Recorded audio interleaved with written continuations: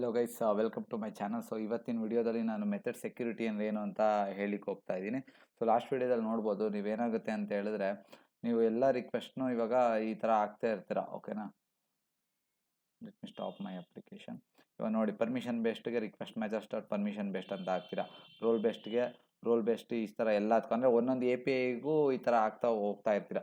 For example, ನಿಮ್ಮ ಅಪ್ಲಿಕೇಶನಲ್ಲಿ 1000 A P Is ಇತ್ತು ಅಂತ ಹೇಳ್ಕೊಳ್ಳಿ. ಅವಾಗ ನೀವು ಇದರಲ್ಲಿ ಎಲ್ಲನೂ ಇದರಲ್ಲೇ ಹ್ಯಾಡ್ ಮಾಡೋಕ್ಕಾಗಲ್ಲ. ಓಕೆನಾ, ಅವಾಗ ಮತ್ತೆ ನಿಮ್ಮದು ಅಪ್ಲಿಕೇಶನ್ ರೀಡಬಿಲಿಟಿನೂ ಹೋಗುತ್ತೆ and it is not security filter change ಮಾಡಿಬಿಟ್ಟು ತುಂಬ ಲೈಕ್ ಲೆಂತ್ ಆಗಿಬಿಡುತ್ತೆ. ಓಕೆನಾ, ಸೊ ದಟ್ ಅದನ್ನು ಸಾಲ್ವ್ ಮಾಡೋಕ್ಕೆ ನಮಗೆ ಬಂದ್ಬಿಟ್ಟು ಮೆಥಡ್ ಸೆಕ್ಯೂರಿಟಿ ಅನ್ನೋದು ಬರುತ್ತೆ. ಮೆಥಡ್ ಸೆಕ್ಯೂರಿಟಿಯಲ್ಲಿ 2 ಆ್ಯನೋಟೇಷನ್ಸ್ ಬರುತ್ತೆ, ಒಂದು ಪ್ರೀ ಆಥರೈಸು ಮತ್ತು ಇನ್ನೊಂದು ಪೋಸ್ಟ್ ಆಥರೈಸು. ಓಕೆನಾ, ಸೊ ಯಾವ ಥರ ವರ್ಕ್ ಆಗುತ್ತೆ ಅಂದರೆ, ಇದು ರೀಡ್ ಕಸ್ಟಮರು ಅನ್ನೋದು ನಿಮ್ಮ ಎ ಪಿ ಅಂತ ಅಂದ್ಕೊಳ್ಳಿ. ಓಕೆನಾ, ಆಫ್ಟರ್ ಸೆಕ್ಯೂರಿಟಿ ಫಿಲ್ಟರ್ ಚೇಂಜ್ ಹೋದ್ಮೇಲೆ, so before going to that end point, ಓಕೆನಾ, ಒಂದು ಇಂಟರ್ಸೆಪ್ಟರು ಮಧ್ಯದಲ್ಲಿ ಬರುತ್ತೆ. ಓಕೆನಾ, ಆ ಇಂಟರ್ಸೆಪ್ಟರ್ ಯಾವುದು ಅಂತ ಹೇಳಿದ್ರೆ ಆಥರೈಸೇಷನ್ ಮ್ಯಾನೇಜರ್ ಬಿಫೋರ್ ಮೆಥಡ್ ಇಂಟರ್ಸೆಪ್ಟರು. ಓಕೆನಾ, ಸೊ ಈ ಇಂಟರ್ಸೆಪ್ಟರ್ ಏನು ಮಾಡುತ್ತೆ, ಈ ಪ್ರೀ ಆಥರೈಸ್ ಆ್ಯನೋಟೇಷನ್ಗಿಂತ ಮುಂಚೆ ಬಂದ್ಬಿಟ್ಟು ಈ ರಿಕ್ವೆಸ್ಟನ್ನ ಇಂಟರ್ಸೆಪ್ಟ್ ಮಾಡುತ್ತೆ, ಯಾಕಂದರೆ ಅಲ್ಲಿ ಪ್ರೀ ಆಥರೈಸ್ ಇರೋದ್ರಿಂದ.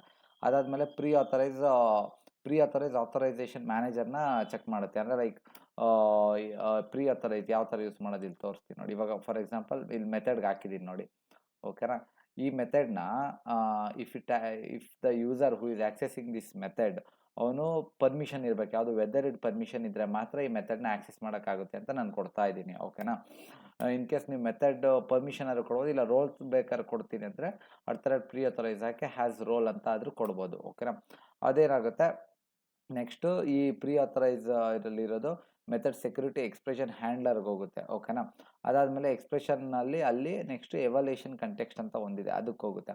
ಸೊ ಇದರಲ್ಲಿ ಏನಾಗುತ್ತೆ, ಇದರಲ್ಲಿ ಅಥೆಂಟಿಕೇಶನ್ ಆಬ್ಜೆಕ್ಟ್ ಇರುತ್ತಲ್ಲ, ಅದನ್ನು ವ್ಯಾಲಿಡೇಟ್ ಮಾಡುತ್ತೆ. ಆಫ್ಟರ್ ದಟ್ ನಿಮಗೆ ಇದು ಪ್ರೀ ಆಥರೈಸು ಇವಾಗ ಏನಿಲ್ಲಿ ನಾವು ಕಂಡೀಷನ್ ಕೊಟ್ಟಿದ್ದೀವಿ, ಪಾಯಿಂಟ್ ಕಟ್ ಎಕ್ಸ್ಪ್ರೆಷನ್ಸ್ ಅಂತ ಕರಿತೀವಿ. ಓಕೆನಾ, ಅದನ್ನು method security expression handler validate ಮಾಡುತ್ತೆ.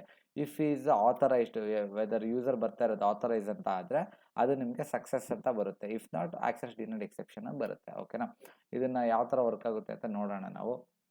ಮತ್ತು ಈ ಪ್ರೀ ಆಥರೈಸ್ ಆ್ಯನೋಟೇಷನ್ ನೀವು ಕಂಟ್ರೋಲರ್ ಲೆವೆಲಲ್ಲಾದರೂ ಹಾಕ್ಬೋದು, ಇಲ್ಲ ಸರ್ವಿಸ್ ಇರುತ್ತಲ್ಲ ಸರ್ವಿಸ್ ಕ್ಲಾಸ್ ಅದ್ರ ಲೆವೆಲಲ್ಲಾದರೂ ಹಾಕ್ಬೋದು. ಓಕೆನಾ, let's wait for the application to get started.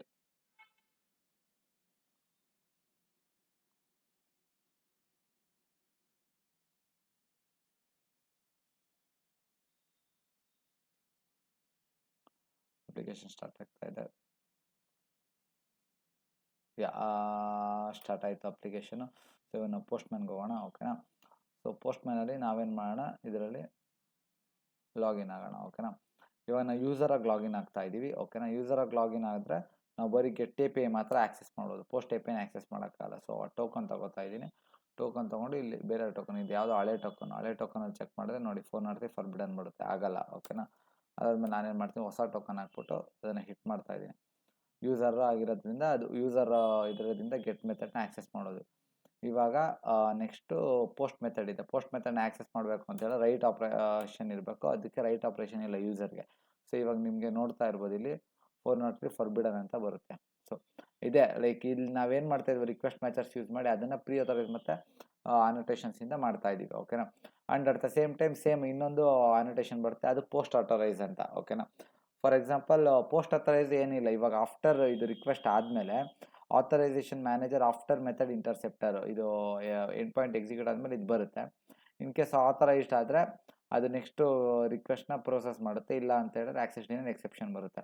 ಇದನ್ನು ಕೂಡ ಇಲ್ಲೇ ಆ್ಯಡ್ ಮಾಡೋದು. ಓಕೆನಾ, ಫಾರ್ ಎಕ್ಸಾಂಪಲ್ ಪೋಸ್ಟ್ ಆಥರೈಸ್ ಅಂತ ಹಾಕ್ಬಿಟ್ಟು ಇಲ್ಲೇ ಆ್ಯಡ್ ಮಾಡಿದ್ದು. ಫಾರ್ ಎಕ್ಸಾಂಪಲ್ ಯಾವುದಂದ್ರೆ ಒಂದು ಸಿನಾರಿಯೋ ಕೊಡ್ತೀನಿ. ಓಕೆನಾ, ಇವಾಗ ಈ ಮೆಥಡ್ನ ಎಕ್ಸಿಕ್ಯೂಟ್ ಮಾಡಿರ್ತಾರೆ. ಓಕೆನಾ, ಈ ಮೆಥಡ್ ಎಕ್ಸಿಕ್ಯೂಟ್ ಮಾಡಿರೋದು ಅಡ್ಮಿನ್ ಅಂತ ಅಂದ್ಕೊಳ್ಳಿ. ಓಕೆನಾ, ಅಡ್ಮಿನ್ ಎಕ್ಸಿಕ್ಯೂಟ್ ಮಾಡಿರೋದಕ್ಕೆ ಒಂದು ಲಾಗ್ ಆ್ಯಡ್ ಮಾಡಿರ್ತೀವಿ. ಓಕೆನಾ, ಈ ಮೆಥಡ್ ಎಕ್ಸಿಕ್ಯೂಟ್ ಆದಮೇಲೆ ಆ ಲಾಗ್ನ ನಾವು ಎಲ್ಲೋ ಒಂದು ಡೇಟಾಬೇಸ್ ಸ್ಟೋರ್ ಮಾಡಿರ್ತೀವಿ.